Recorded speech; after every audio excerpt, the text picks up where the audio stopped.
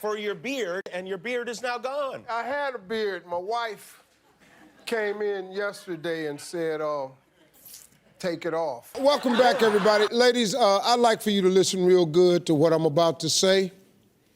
You listening? Yeah. Please, stop. Every morning. And I wake people up with the right attitude because my attitude changed. So God turned me into the morning. There's a moment in every person's life when everything falls apart. When the dream you've been chasing feels like a cruel joke and the world seems determined to prove you wrong. For most people, that's when they quit. But for one man, that moment of absolute rock bottom became the foundation of an empire worth $200 million. This is the story of a boy who couldn't say his own name without stuttering, a man who lived in a Ford Tempo for 3 years, a black comedian who was told the doors would never open for him, and the host who made the most public mistake in television history only to turn it into redemption. This is the story of Steve Harvey, and if you think you know it, you're about to discover you don't know the half of it. Are you enjoying this story, Steve Harvey? Then help the channel with your subscription. Look, 94.8% of the people who watch these videos are still not subscribed to the channel. If you are part of that group, take the chance and subscribe now. It's free, and that way you'll keep receiving amazing stories from TV shows we still miss. Oh, and don't forget, at the end of the video, you'll find more stories like this one. January 17, 1957, Welch, West Virginia, a coal mining town where dreams went to die, and hope was a luxury most families couldn't afford. In a small house with too many mouths to feed, Eloise Vera Harvey, a Sunday school teacher, gave birth to her youngest son. They named him Broderick Stephen Harvey. His father, Jesse Harvey, descended into coal mines every single day, risking his life for $5. $5. That's what a man's life was worth in Welch, West Virginia. The Harvey family had nothing. No money, no connections, no advantages. What they did have was faith. Eloise taught Sunday school and instilled in her children a belief that God had a plan bigger than the poverty that surrounded them. Jesse worked himself to the bone and told his kids that hard work and faith were the only currencies that mattered.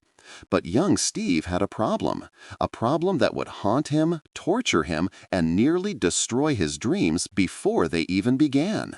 He stuttered, severely. Imagine being a child with a comedian's heart trapped inside a body that betrayed you. Kids are cruel, and they smelled blood in the water. They mocked him, they laughed at him, they made him feel like he would never, could never, belong on any stage. Every word was a battle, every sentence was a war. Steve couldn't even say his own name without struggling. The bullying was relentless, the shame was suffocating. But inside that stuttering boy was a fire that wouldn't go out. When Steve was in 6th grade, his teacher asked the class a simple question. What do you want to be when you grow up? Steve, despite his stutter, despite the fear, wrote down his truth. He wanted to be on television. He wanted to make people laugh. The teacher read his paper, and in front of the entire class, she humiliated him. She mocked his dream. She called him a smart aleck. She called his mother and reported his so-called attitude. A kid from Welch, West Virginia with a stuttering problem dreaming of being on TV? It was laughable, impossible, ridiculous. The teacher made sure everyone knew it. But something happened that night that would change everything. While his mother was upset, his father pulled Steve aside and gave him advice that would echo through his entire life. Jesse Harvey, a man who made $5 a day in a coal mine, told his son to put that piece of paper in a drawer. He told him to read it every morning and every night so he would never forget his dream. A coal miner who society deemed worthless understood something that teacher never would. Dreams don't care about your zip code. They don't care about your speech impediment. They only care about whether you're willing to fight for them. Steve made a promise that night.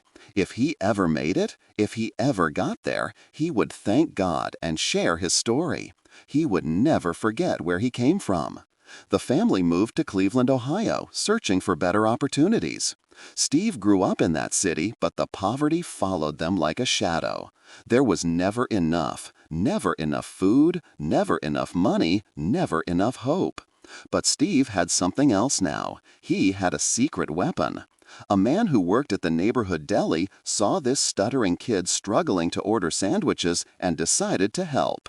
He made Steve a deal. Every time Steve spoke clearly, he'd get candy. But there was a technique. Say everything 3 times in your head first. Take your time. Speak on the exhale. It sounds simple, but for a kid who feared every conversation, it was revolutionary. Day after day, sandwich after sandwich, Steve practiced. He practiced in front of mirrors. He read out loud constantly.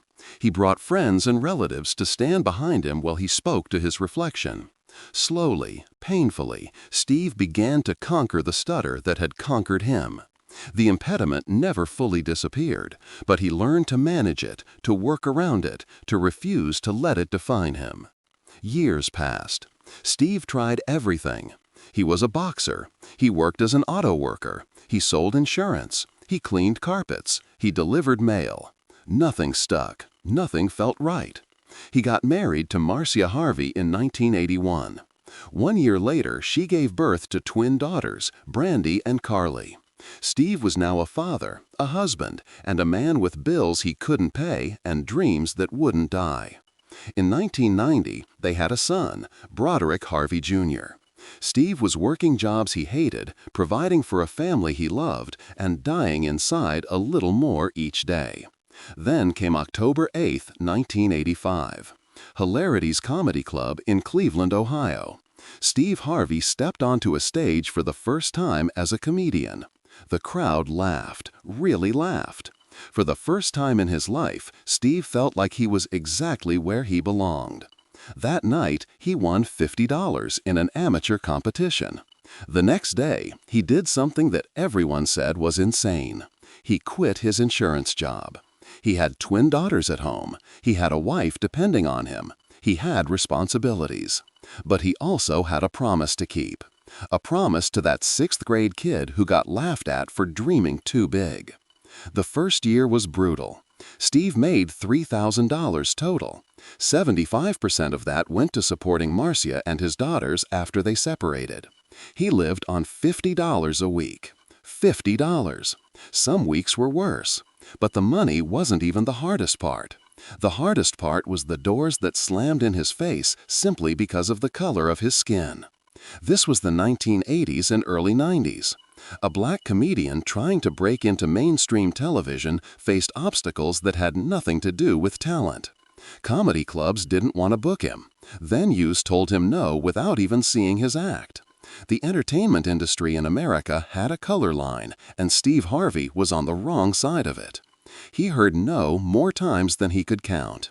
He faced rejection after rejection, not because he wasn't funny, but because the system wasn't ready for him. Even when opportunities came, there were conditions. Don't talk about race. Don't make white audiences uncomfortable. Don't be too black. And then, when Steve refused to hide his faith, when he spoke openly about God and Christianity, he faced another wave of criticism. He was too religious, too preachy, too much. The industry wanted him to water himself down, to be palatable, to fit into a box that was never designed for someone like him. Steve refused. He kept his faith front and center. He kept his authenticity intact. He decided that if he was going to fail, he'd failed being himself, not some watered-down version the industry wanted him to be. The rejection compounded the struggle. 1 or 2 gigs fell through, and suddenly Steve Harvey was homeless. He was 30 years old, sleeping in a 1976 Ford Tempo. An igloo cooler became his refrigerator. Gas station bathrooms became his shower. Swimming pool facilities became his sanctuary. This wasn't a week. This wasn't a month. This was 3 years. 1,095 days of wondering if he'd made the biggest mistake of his life. 1,095 nights of crying in that car, questioning everything. He admits he stole gas sometimes just to make it to the next comedy club, the next $50 paycheck, the next glimmer of hope. He was hungry. He was tired. He was rejected by an industry that judged him before he even opened his mouth. But he kept going. Here's what separated Steve Harvey from everyone else who gave up. Even in that car, even at rock bottom, even when he had every reason to quit, he had faith. He said a voice spoke to him during his darkest moment. "If you keep going, I'm going to take you places you've never been." Steve chose to believe that voice. He chose to believe in a God who hadn't forgotten about the boy from Welch, West Virginia. He chose to believe that his delay wasn't denial, it was preparation. 1990. Everything changed. Steve made it to the finals of the second annual Johnnie Walker National Comedy Search. Suddenly, people were paying attention. Suddenly, the homeless comedian sleeping in his car was getting real opportunities. In 1993, he was offered a hosting job that would launch his career into the stratosphere. Showtime at the Apollo. For 8 years, Steve Harvey became a household name, bringing joy and laughter into millions of homes. The man who couldn't afford a hotel room was now one of the most recognizable faces in entertainment. In 1997, he joined Cedric the Entertainer, Bernie Mac, and D.L. Hughley for the Kings of Comedy Tour. The tour became a cultural phenomenon. Spike Lee directed the original Kings of Comedy special, and it became one of the most successful comedy specials in history.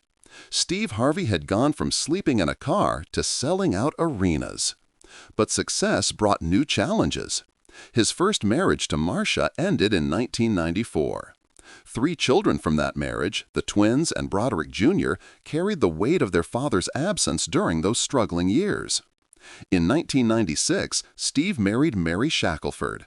They had a son together, Wynton, born on July 18, 1997. But that marriage became a battlefield. When they divorced in 2005, Mary accused him of everything imaginable. She violated court orders, posted videos online making false claims, sued him for $60 million.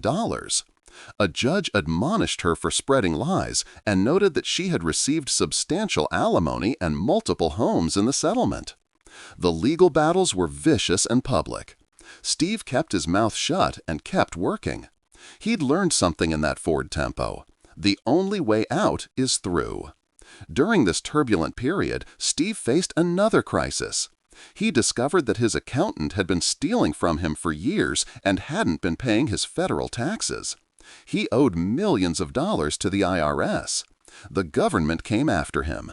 He was on the verge of losing everything he'd worked for. But Steve didn't declare bankruptcy. He didn't run. He reorganized his entire financial life, took personal control of his money, and spent years paying back every single dollar he owed. He worked multiple jobs simultaneously, grinding day and night, because failure wasn't an option, not after everything he'd survived. Then came June 25, 2007. Steve Harvey married Marjorie Bridges, a woman he'd actually met 17 years earlier at a comedy club in Memphis. Back in 1990, Steve had been performing when Marjorie walked in late. He stopped mid-set, looked at her, and said he didn't know who she was, but he was going to marry her. Back then, the timing was wrong. Steve was married. Marjorie was in a relationship. They lost touch. But in 2005, at the suggestion of his bodyguard, Steve reconnected with her. He describes it as being reborn. Everything that had been broken in his life suddenly made sense. Marjorie had 3 children from a previous relationship, Morgan, Jason, and Lori. Steve adopted all 3 and gave them his last name. Combined with his 4 biological children, Steve Harvey became a father to 7 kids. He and Marjorie founded the Steve and Marjorie Harvey Foundation, dedicating their lives to helping underprivileged youth find their path. Steve credits Marjorie with making him a better man, with being the stability he needed, with standing by him through everything that came next.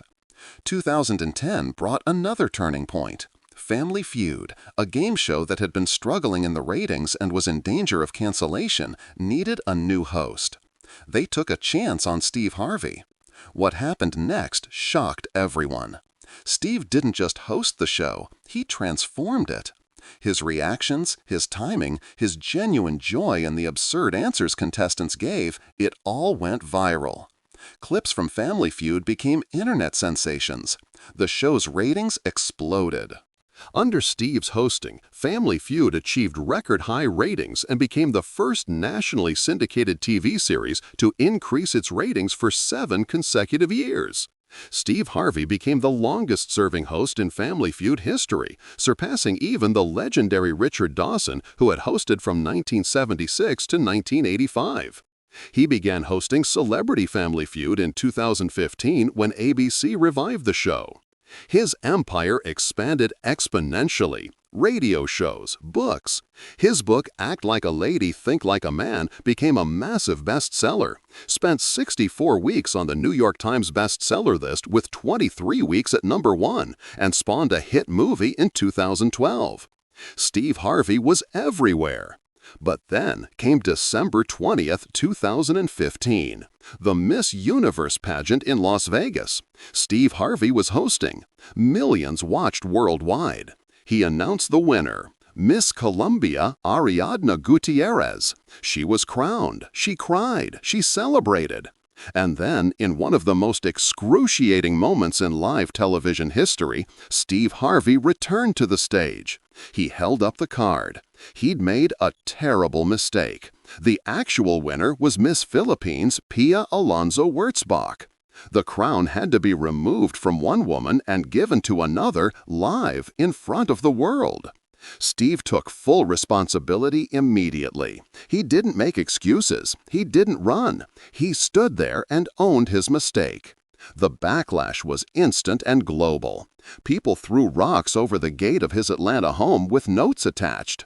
He received death threats in languages he didn't understand, though he learned what certain insults meant. The mistake became the headline in every country on earth. Steve later called it the worst week of his life in show business. He said when he woke up the next morning, his name had been Googled 4 billion times in 48 hours. 4 billion impressions. He was the most famous person in the world for all the wrong reasons. But here's where the Steve Harvey story becomes legendary. He didn't quit. He didn't hide. The Miss Universe organization asked him to return the following year, and the year after that, and the year after that. He hosted Miss Universe 2016 in the Philippines, personally apologizing to the Filipino people. He hosted in 2017, 2018, 2019, and 2021.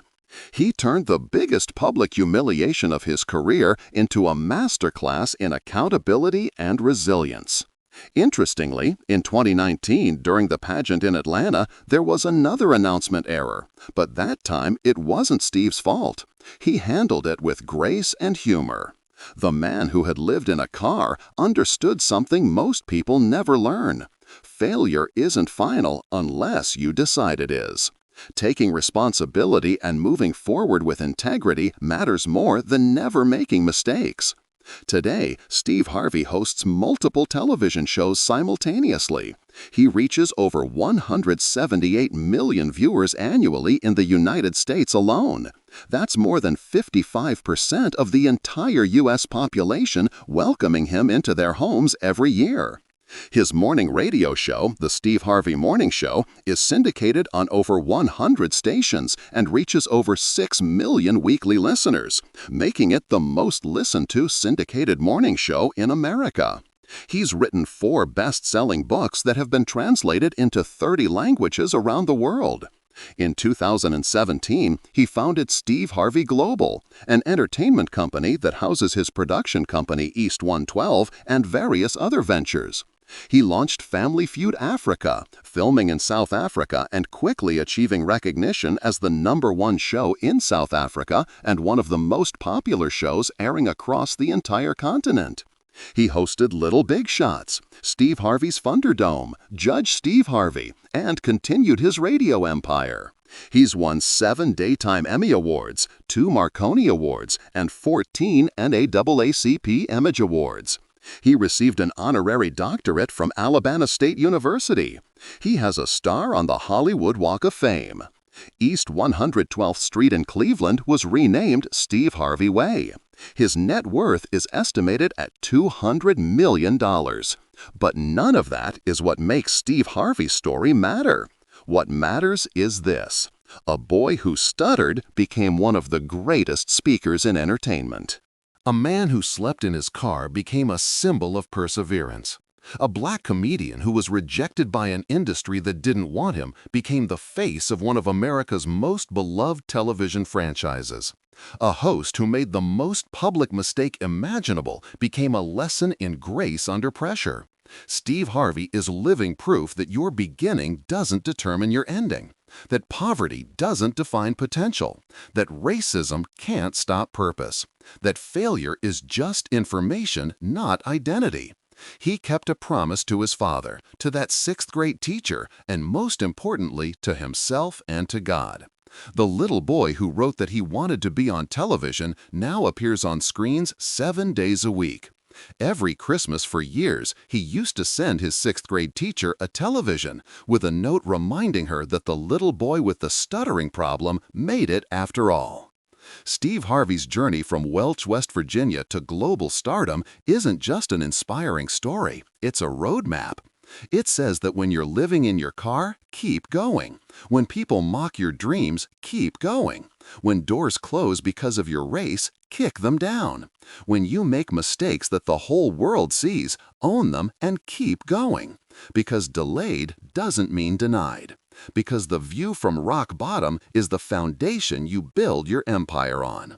Because faith without work is just wishing, but faith with work is unstoppable. Steve Harvey runs from homelessness every day.